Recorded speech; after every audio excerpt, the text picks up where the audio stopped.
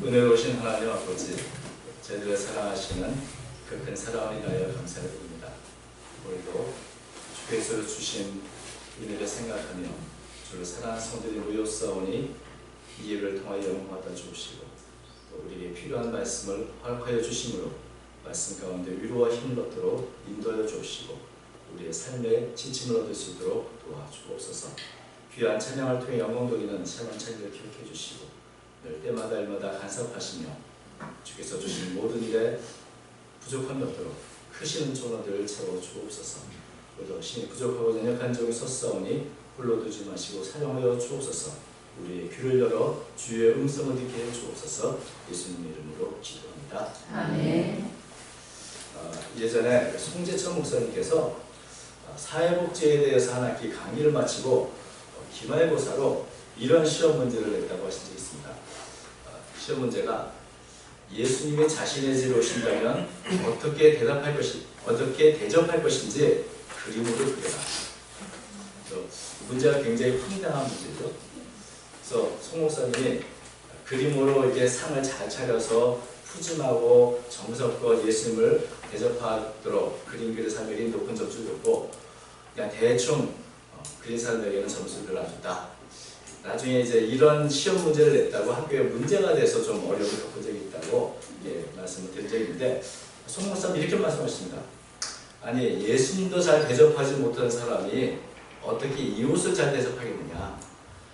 그래서 자신에게 예수님 오셨다면 내가 어떻게 대접할까 굉장히 고민하고 또 애를 쓰고 뭐 이런 마음을 가져야 이런 마음으로 이웃을 섬기고 대접할 수 있는 게 아닙니다. 이게 바로 사회복지의 가장 기본이 아니냐 이런 얘기를 한 적이 있는데 사실 우리 그리스도인으로서 모든 사람을 주님께 대하는 이게 사실 우리가 늘 말하고 있는 거 아니겠습니까? 그러면서 예수님을 우리가 어떻게 대하는가 어떻게 대접하는가 이것도 되어 있지 않으면 어떻게 우리가 다른 사람을 잘 섬길 수 있겠는가 하는 생각을 하게 되는 것입니다.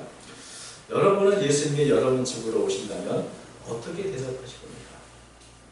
오늘 본문에 보면 이 바리새인 시몬이라는 분이 예수님을 자신의 집으로 초청해서 식사를 함께 했습니다. 오늘 본문 말씀이 사실 35절부터 우리가 읽어야 되는데 너무 길어서 오늘 40절부터 읽은 것입니다. 35절 한번 읽어 35절이죠? 이렇게 잠시 읽어보면 이렇습니다. 한 바리새인이 예수께 자기와 함께 잡수시기를 청하니 이에 바리새인의 집에 들어가 앉으셨을 때 한 바리새인이 예수님을 초청해서 이렇게 식사를 대접하겠다고 하는 것입니다. 식사를 함께 한다는 것은 서로 가까운 사이에 아주 즐거운 식탁의 교제를 나눈다는 것이기 때문에 예수님을 모시고 식사를 하면서 아주 가깝게 교제할 수 있는 기회를 얻게 된 것이 참 너무나 소중하고 또 귀중한 일일 것입니다. 예수님은 이 세리, 죄인들과 식사에 자주 이렇게 하심으로 해서 많은 사람들에게 세리와 죄인들의 친구라는 이런 별명을 듣게 되는데 바리새인이라 할지라도 예수님이 평소에 바리새인에 대해서는 뭐 이렇게 그들의 위선애들 많이 책망하셨지만 초청하면 기꺼이 응답하시고 또 바리새인이라도 함께 식사를 통해서 더 가까이 예수님이 누구신가를 이렇게 알 수 있는 기회를 허락하신 것입니다. 예수님은 누구든지 기꺼이 만나주시고 또 누구든지 초청하면 응해주시는 그런 분이시죠. 그래서 예수님을 이렇게 집으로 초청한 바리새인은 이제 예수님을 과연 어떻게 대접을 했을까요? 오늘 말씀 보니까 사실 이스라엘에서 귀한 손님이 오면 적어도 세 가지는 늘 해야 한다고 합니다. 먼저는 손님이 왔을 때 그분에게 평화를 기원하면서 서로 입맞춤을 하는 인사를 하는 것이죠. 만약에 이 존경하는 랍비가 집에 왔다면 이것은 결코 빠질 수 없는 존경의 프로세스로서 하는 것입니다. 뭐 우리가 중동 사람들이 서로 처음 만났을 때 서로 얼싸안고 서로 입을 맞추는 그런 모습을 여러 번 본 적이 있는데 이게 바로 존경의 표시인 것이죠. 또 하나는 원래 이 이스라엘이 먼지가 많은 땅인데 그래서 신발을 신고 다니다 보니까 식사하기 전에 먼저 발에 물을 붓고 또 손님으로 하여금 발을 잘 씻을 수 있도록 배를 하고 또 주인은 그 손님의 발에 시원한 물을 이렇게 부어서 아주 쾌적하게 식사를 하게 하는 것이 마땅한 순서입니다. 또 마지막에는 손님 머리에 향기 좋은 향료나 좋은 기름을 이렇게 한 방울 부어서 기분이 참 좋고 향기롭게 하는 그런 일을 하게 되는데, 물론 손님이 귀하면 귀할수록 이것보다도 더 많은 아주 세심한 준비가 필요하고, 어떻게 하면 더 좋게, 어떻게 하면 더 잘 모실까, 이런 연구를 하면서 신경을 더 많이 쓸 것입니다. 근데 이 바리새인 시몬은 예수님을 집으로 초청하면서 이렇게 귀한 손님에게 대접해야 할 일들, 이런 예의들을 하나도 행하지 않았습니다. 왜 그랬을까요? 왜 그랬을까요? 그 이유는 한 가지입니다. 시몬에게 예수님은 별로 귀한 손님이 아닌 겁니다. 그래서 식사는 같이 할 수 있지만, 내가 그렇게 뭐 입 맞추고 뭐 발 씻겨드리는 게 도와드리고 또 머리에 향유나 뭐 이런, 심지어 예수님 말씀을 들어보니까 감남유도 붙지 않았다, 이렇게 감남유도 내리지 않는. 그러니까 예수님을 접대하는 태도를 보면 시몬이 예수님을 이렇게 귀한 사람으로 생각하지 않는구나, 뭐 귀하거나 존경하거나 이런 모습이 전혀 없구나 하는 것을 알게 되고, 이런 시몬의 태도가 이런 증거가 되는 것이죠. 그렇다면 시몬은 예수님을 존경하지도 않고 사랑하지도 않으면서 왜 예수님을 자신의 집으로 이렇게 초청해서 식사를 하려고 했을까요? 혹시 예수님을 집에 초청해 놓고 무슨 말을 하는가 잘 들어보고 고소할 거리를 마련하려고 했는가? 근데 우리가 설명해 보니까 그 정도까지는 아닌 것 같습니다. 예수님의 말씀을 그래도 호의를 갖고 듣고 있는 것을 보면은 뭐 그 정도는 아닌데, 적어도 분명한 것은 시몬은 예수님이 어떤 사람인지 잘 모르는 것이죠. 이분들 많은 백성들이 선지자라고 여기고 있는데 도대체 이분이 누군가, 어떤 호기심 때문에 한번 식사를 하면서 좀 알아봤으면 좋겠다, 아마 이런 생각을 하는 것이 아닌가 하는 생각을 하게 됩니다. 그래서 한편으로는 호의를 갖고 한편으로는 호기심, 의심을 갖고 예수님을 한번 지켜보는 그런 정도가 아니었을까. 그래서 아주 극진히 예수님을 대접할 마음은 사실 없었던 것 같은 것이 오늘 본문에 나오는 이 모습인 것입니다. 근데 이런 바리새인 시몬과는 달리 예수님을 아주 적극적으로 환대하고 대접하는 한 사람이 있었습니다. 그 사람은 그 동네에서 죄인으로 알려진 여자였죠. 37절 말씀 보니까 이렇게 예수님을 대접합니다. 그 동네에 죄를 지은 한 여자가 있어 예수께서 바리새인 집에 앉아 계심을 알고 향료 담은 옷컵을 가지고 와서 예수의 뒤로 그 발 곁에 서서 울며 눈물로 그 발을 적시고 자기 머리털로 닦고 그 발에 입 맞추고 향유를 부릅니다. 이 여인은 예수님이 이 바리새인 시몬의 집에 왔다, 그곳에 식사를 한다는 소식을 듣고 일부러 향유를 가지고 찾아왔습니다. 그리고 예수님의 뒤에서 눈물로 발을 씻기고 또 자신의 머리털로 발을 닦아주시고 잘 닦아주고, 그리고 그 향유를 그 발에 부었다고 합니다. 근데 이 여자는 동네 모든 사람이 다 죄인으로 여기는 그런 여자였습니다. 이 여자가 어떤 죄를 졌는지는 모르지만 모든 사람이 다 저 여자는 상종하지 못할 죄인이야 라고 이렇게 인정하는 여자. 그래서 어떤 분은, 많은 분들이 이 여자 신분이 혹시 참녀가 아닌가 이렇게 생각을 하고 있는 것입니다. 그런데 동네에서도 죄인으로 소문난 여자가 율법이 가장 엄하기로 소문난 이 바리새인 집에 찾아오는 것도 사실 쉽지 않은 일입니다. 어떻게 보면 많은 사람들의 지탄과 비난을 받을 수 있는데 공개석상으로 자신이 나오는 것도 힘들고, 거기에다가 비싼 향유를 참 붓고 더 나아가서 머리털을 다 풀어가지고 예수님의 발을 씻겨준다는 것은 사실 거의 있을 수가 없는 일을 이 여인이 한 것입니다. 왜 이 여자가 이렇게 예수님을 접대하고 최대한 이런 사랑과 존경을 보여주려고 했을까요? 아마도 이 여인의 마음속에는 이렇게 하지 않으면 안 되는 그런 마음에 대한 어떤 간절함이나 예수님에 대한 감사나 이런 것들이 있었을 것입니다. 그래서 다른 사람을 전혀 개의치 않고 비난받는 것도 개의치 않고 예수 앞에 나와서 이런 행동을 했던 것입니다. 무엇 때문에 그런지 우리가 자세히 알지는 못하지만 아마도 이렇게 정말 하고자 하는 그런 깊은 예수님에 대한 사랑과 또 감사한 마음이 있었을 것이라 하는 것을 여러분 알 수 있게 됩니다. 근데 이런 모습을 보면서 이 엄격한 이 바리새인인 시몬은 기분이 별로 좋지 않았습니다. 39절 보니까 이렇게 말합니다.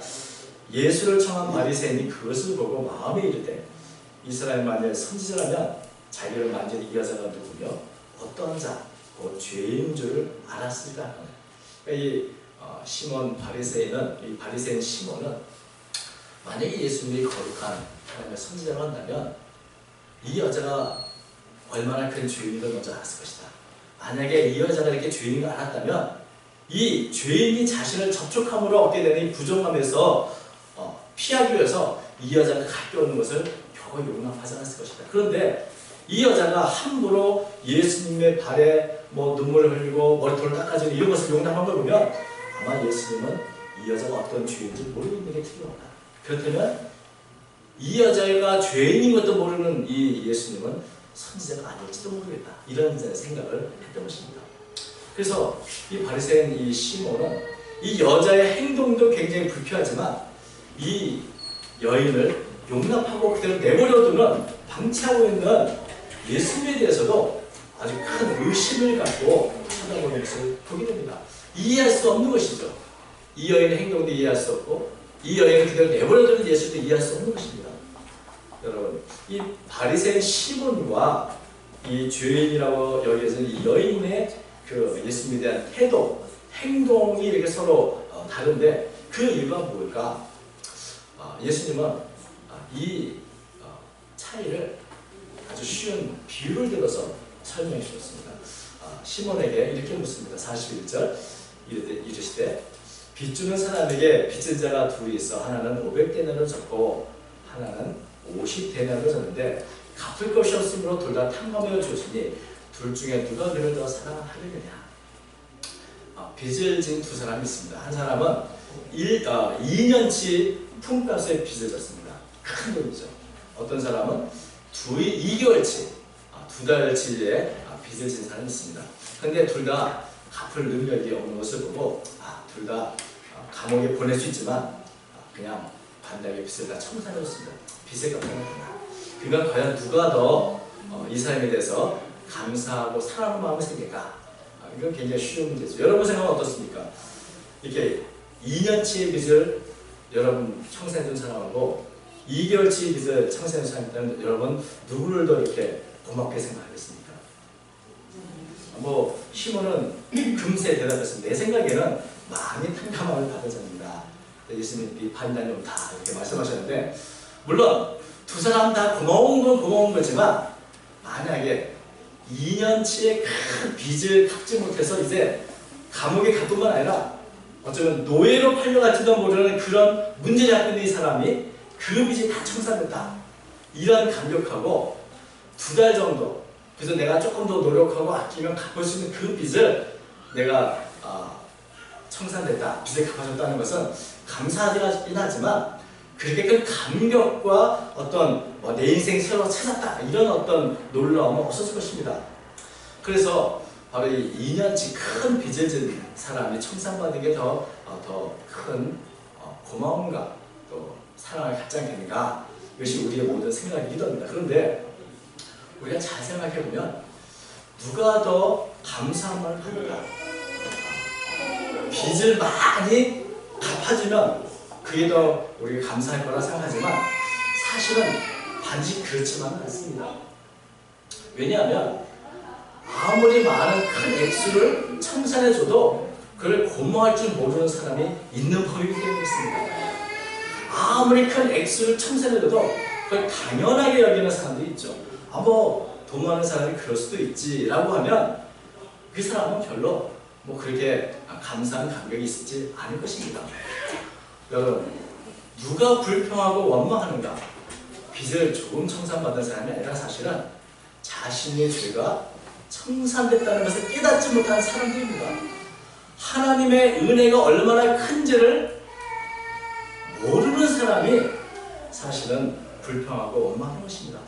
큰 은혜와 큰 사랑을 받았어도 그것을 알지 못하면 그것에 대한 감격이 있을 수가 없는 것입니다.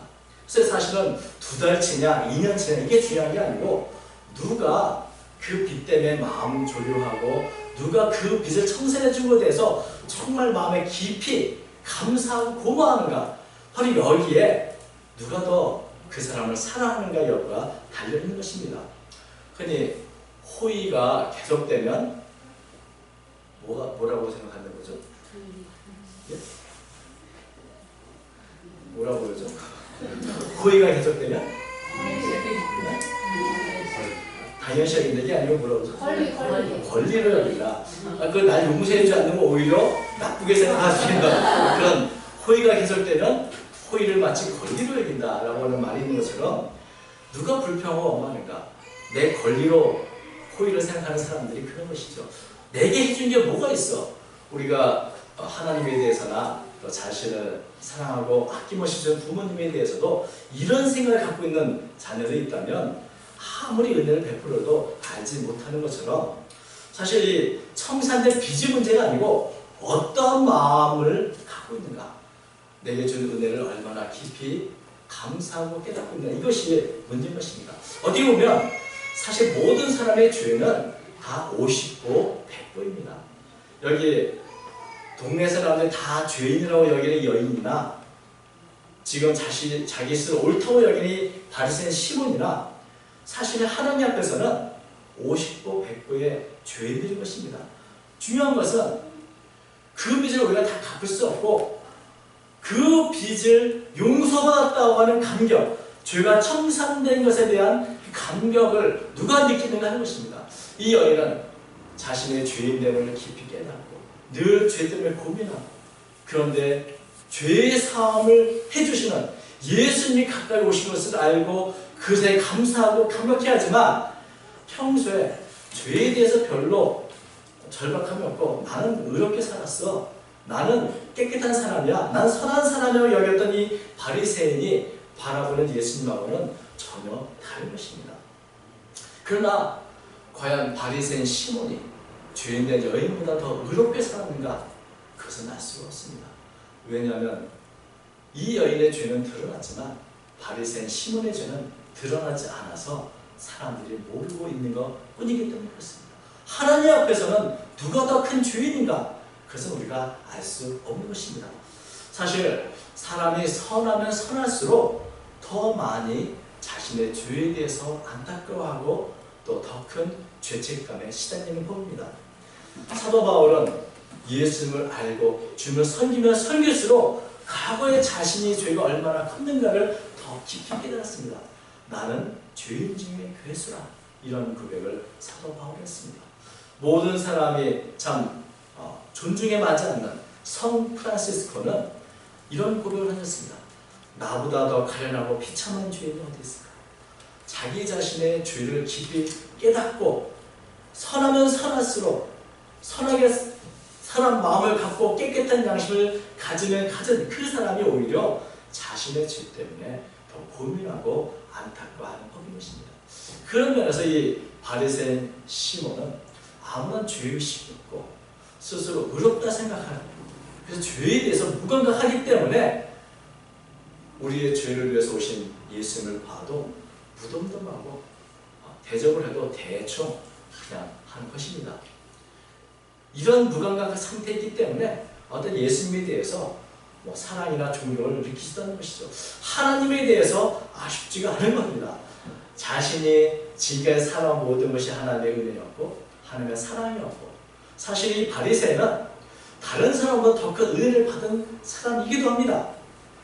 어쩌면 이 바리새인으로 하나님의 율법을 더 많이 알고 더 많이 공부하고 그리고 하나님에 대해서 더 많이 배울 수 있는 위치에 있다는 것 자체가 어쩌면 다른 사람보다 더 큰 은혜를 받았다면 어쩌면 하나님의 은혜를 더 깊이 깨닫고 감사해야 할 텐데 오히려 더 무덤덤해져 있는 모습을 보게 된 것입니다.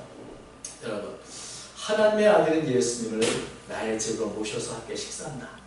이거보다 귀하고 또 복된 시간이 어디 있습니까? 만약에 이 바리새인 시몬이 삭개오가 예수를 자신의 집에 모셨던 것 같이 정말 그것을 영광스럽게 생각하고 기쁨으로 생각했다면 아마도 이 바리새인 시몬의 인생이 달라지고 그 집안이 달라졌을 것입니다. 예수님께서 삭개오의 집안에 구원이 이 집안에 임했다고 말한 것처럼 하나님의 은혜와 그 구원의 역사가 이 바리새인 시몬의 집에 아주 놀랍게 임했을 것입니다. 그런데 이 귀한 시간을, 이 귀한 기회를 바리새인 시몬은 그저 날려버리고 만 것입니다. 성경에 보면은 아브라함은 평소에 늘 손녀 대접하기, 나그네 대접을 있었습니다. 그러다 보니까 천사를 부지중에 영접해서 잘 대접함으로 복을 받았다는 그런 기록이 성경에 있는데, 이 바리새인 시몬은 정말 가장 큰 복을 받고 가장 큰 은혜를 받을 수 있는 하나님의 아들 예수님과 계시다면서도 그것이 은혜인지 복인지 잘 알지 못해버려서 이 큰 은혜와 복을 받을 수 있는 기회를 날려버린 것입니다. 여러분, 우리가 드리는 예배의 시간들, 우리가 예수를 만나는 시간들이 사실은 이렇게 귀하고 복된 시간인데 우리가 예수를 함부로 또 무덤덤하게 참 아쉬움이 없는 것처럼 생각하면서 다 날려버린 것은 아닌가 하는 생각을 할 때가 있습니다. 반면에 이 여인은 사실 자신의 집에 오신 것도 아닌 바리새인 집에 온 이 예수님을 만나기 위해서 애를 썼고 또 용기를 냈고 자신의 죄 때문에 아파하고 슬퍼했던 그 마음을 가지고 예수에게 나왔습니다. 나의 죄를 용서받을 수 있다는 그 한 가지 사실에 북받치는 감격을 갖고 눈물을 흘렸습니다.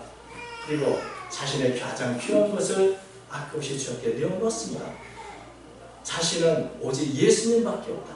나의 죄를 용서하시고 나를 새롭게 하시는 하나님의 은혜가 내게 얼마나 필요한가. 그런 간절함을 가지고 주 앞에 나왔던 것입니다. 어쩌면 이 여인은 예수님을 이전에도 알았을지 모릅니다.